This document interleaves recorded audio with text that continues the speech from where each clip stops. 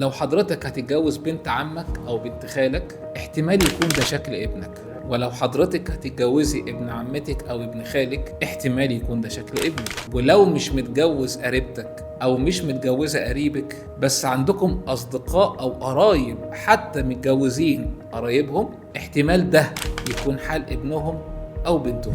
اللي عند الأطفال دول وإزاي ده ممكن يدمر حياة أسرة كاملة يكونوا عايشين في هم وعذاب طول الوقت. وعشان تعرفوا التفاصيل كاملة اتفرجوا على حلقة جواز القرايب غم ونصايب على قناتنا على اليوتيوب حديث الشاعر. لو بتتفرج علينا من اليوتيوب فاللينك في الكومنت، ولو انتوا على التيك توك او الانستجرام فاللينك في البايو. ولو عجبتكم استأذنكم في لايك وشير واشتركوا في القناة وفعلوا جرس التنبيهات، لأن أكيد هتستفيدوا، لأنه مش يوم ولا اتنين، ده خبرة سنين. دمتم سالمين.